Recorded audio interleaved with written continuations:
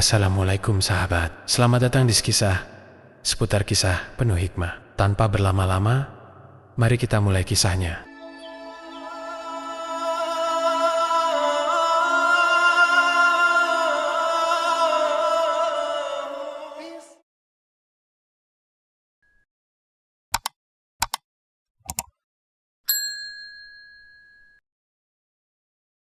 Di sebuah kota kecil yang damai, hiduplah seorang pria bernama Hasan, berusia 40 tahun. Hasan adalah seorang pegawai kantoran biasa, namun ia memiliki kebiasaan buruk yang sulit dihentikan. Ia seringkali berbohong. Bagi Hasan, kebohongan adalah cara untuk membuat hidupnya tampak lebih menarik dan membuatnya terlihat lebih baik di mata orang lain. Ia sering membesar-besarkan hal-hal kecil, hingga kebohongannya kian lama makin menjadi-jadi, menciptakan kehidupan palsu yang ia pertahankan dengan susah payah. Suatu hari di kantor, Hasan sedang duduk di ruang istirahat bersama beberapa rekan kerjanya. Ia mulai berbicara dengan nada percaya diri, seolah ia adalah orang yang paling hebat di ruangan itu. Kalian tahu, akhir pekan kemarin aku menghabiskan waktu di villa keluargaku di tepi pantai. Benar-benar nyaman sekali, ucap Hasan sambil tersenyum lebar. Rekannya, Iqbal, menatapnya dengan penasaran. Wah, villa di pantai? Keluargamu kaya juga ya, San? Keren sekali. Hasan tertawa kecil, puas dengan perhatian yang ia dapatkan. Ya begitulah, keluargaku memang punya beberapa properti. Kalian tahu sendiri, kan orang sukses itu harus bisa menikmati hidup. Iqbal dan beberapa rekan lainnya tampak terkesan. Mereka mulai menanyakan hal-hal lain tentang villa dan liburan Hasan. Sementara Hasan dengan lancar menceritakan cerita yang sepenuhnya ia karang. Sebenarnya, ia tidak memiliki villa atau harta seperti yang ia ceritakan. Hasan hanya tinggal di rumah kontrakan kecil di pinggir kota. Namun ia selalu merasa lebih baik saat bisa mengesankan orang lain dengan cerita-cerita palsunya. Di sudut ruangan, seorang rekan kerja baru, Sarah, hanya mendengarkan. Meski baru bergabung, Sarah merasa ada sesuatu yang aneh dari cara Hasan bercerita. Pak Hasan, kalau boleh tahu, villa itu letaknya di mana? Tanya Sarah dengan senyum ramah. Hasan tampak sedikit ragu, namun dengan cepat ia menutupi kegugupannya. Oh, di daerah pantai timur. Kalian pasti belum pernah dengar tempatnya. Ini wilayah privat, tidak bisa sembarangan orang masuk. Jawabnya mencoba terlihat meyakinkan. Sarah mengangguk, namun dalam hatinya ia merasakan ketidaksesuaian antara cerita Hasan dengan sikapnya sehari-hari. Tapi ia memilih untuk tidak mengomentari lebih jauh. Sore itu, Hasan pulang ke rumah. Saat memasuki rumahnya yang sederhana, ia duduk di sofa dan menarik napas panjang. Kesepian menyergapnya, kontras dengan gambaran hidup mewah yang selalu ia ceritakan pada orang-orang. Di dalam hati Hasan sadar bahwa hidupnya yang penuh kebohongan ini terasa kosong. Namun, ia tidak ingin orang lain tahu kenyataan hidupnya, karena ia takut kehilangan pengakuan dan kekaguman yang selama ini ia dapatkan. Saat malam tiba, Hasan terdiam di ruang tamu sambil memandang foto keluarganya. Ia teringat masa lalu, saat ia masih jujur dan hidup sederhana bersama keluarganya. Namun, semakin lama, ia merasa bahwa kehidupannya terlihat biasa saja. Dan ia mulai menciptakan cerita agar terlihat lebih menonjol. Sejak saat itu, ia semakin terjebak dalam kebohongan yang ia buat sendiri. Di tengah keheningan malam, Hasan bergumam pada dirinya sendiri. Mengapa aku tidak bisa jujur saja? Kenapa aku harus terus berpura-pura? Hatinya terasa berat. Namun ia tak tahu bagaimana cara keluar dari lingkaran kebohongan yang terus ia pelihara. Setiap hari, ia semakin terperangkap dalam kepalsuan, dan semakin sulit baginya untuk kembali ke jalan yang benar. Semakin hari, kebohongan yang diciptakan Hasan semakin sulit untuk dipertahankan. Satu kebohongan memerlukan kebohongan lain untuk menutupi yang pertama. Dan lama-kelamaan, ia mulai merasa kelelahan. Rekan-rekannya semakin sering bertanya tentang hal-hal yang ia ceritakan, dan Hasan mulai merasa tertekan. Pada suatu hari di kantor, Sarah menghampirinya dengan senyum ramah. Pak Hasan, akhir pekan ini saya akan ke pantai timur dengan keluarga. Mungkin saya bisa mampir ke villa Bapak, kalau memang memungkinkan, kata Sarah dengan nada antusias. Hasan tertegun, wajahnya mendadak pucat. Villa itu sedang direnovasi, Sarah. Mungkin belum bisa dikunjungi untuk sementara ini, ucap Hasan cepat-cepat. berusaha terdengar meyakinkan. Sarah mengangguk, namun di matanya tampak ada sedikit keraguan.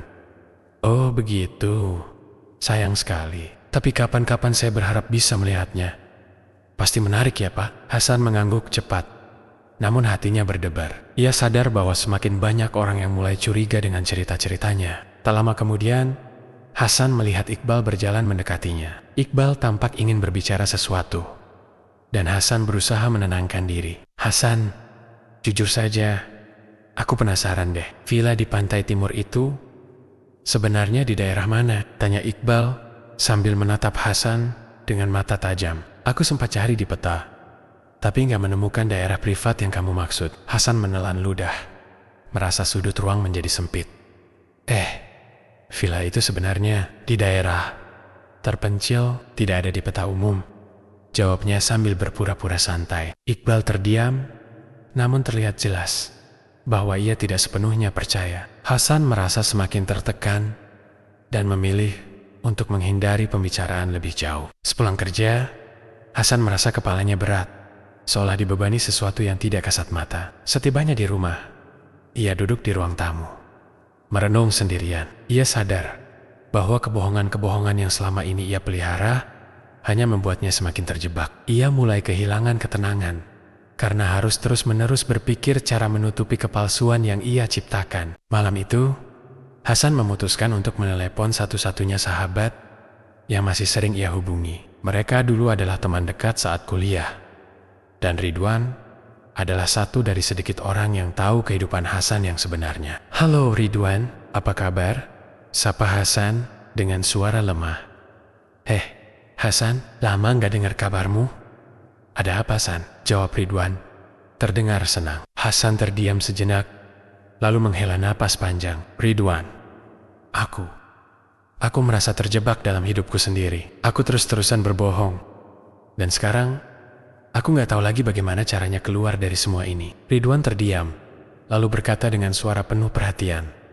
Hasan, kenapa kau tidak mencoba jujur saja? Aku tahu itu sulit. Tapi kalau kau terus hidup dengan kebohongan, itu hanya akan menghancurkanmu dari dalam. Hasan menggeleng, meski Ridwan tak bisa melihatnya. Kau nggak mengerti, Ridwan. Aku takut kalau aku jujur, aku akan kehilangan semua pengakuan dari orang-orang di sekitarku. Mereka akan tahu bahwa aku tidak seperti yang mereka bayangkan. Tapi, Hasan, apakah pengakuan yang kau dapatkan dengan cara seperti itu bisa membuatmu bahagia? Tanya Ridwan dengan suara lembut. Apakah kau benar-benar bahagia hidup seperti ini? Hasan terdiam.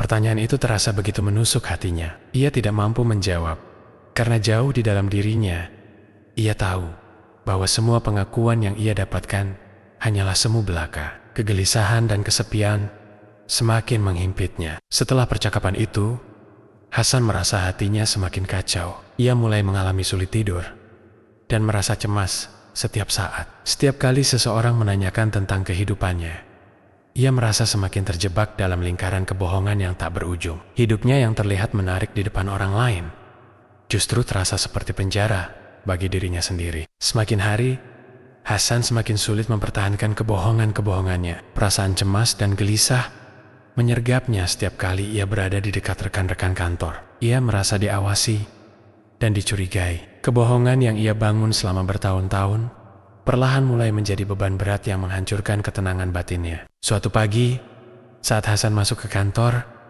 ia melihat para karyawan sedang berkumpul. Sarah berdiri di tengah mereka dengan senyum lebar sambil menunjukkan sesuatu dari ponselnya. Kalian, lihat ini. Ini foto villa indah di pantai timur yang kukunjungi kemarin, kata Sarah dengan suara antusias. Rasanya seperti surga dunia. Hasan yang mendengar itu langsung merasa panik. Dalam hati, ia berharap tidak ada yang menyinggung villa yang pernah ia sebutkan.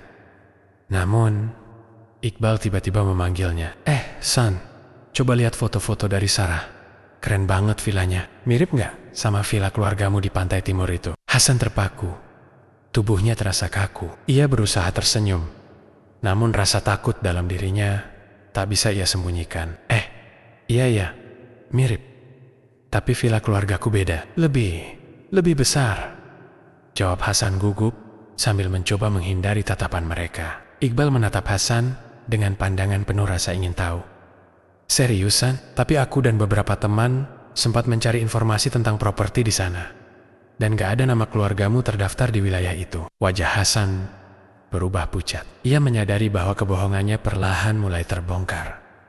Mungkin karena villa keluargaku itu sangat privat. Jawabnya dengan terbata-bata. Suaranya terdengar semakin tidak yakin.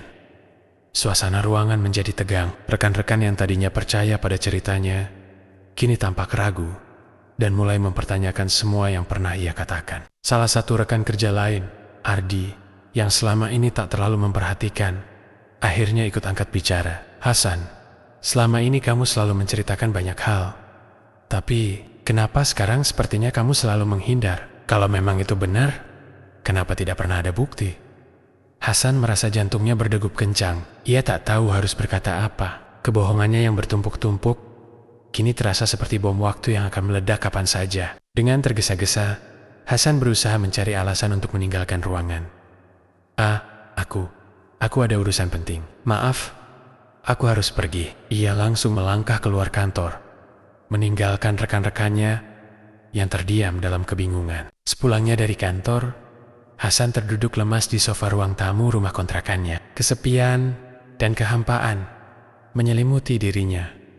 Seluruh dunia seolah-olah runtuh di hadapannya. Untuk pertama kalinya, ia merasa seluruh kebohongannya telah menghancurkan dirinya sendiri. Malam itu, ia kembali menghubungi Ridwan, satu-satunya orang yang masih ia anggap sebagai sahabat sejati. Ridwan, aku nggak tahu lagi harus bagaimana. Semua orang tahu kalau aku berbohong, dan mereka mulai menjauhiku.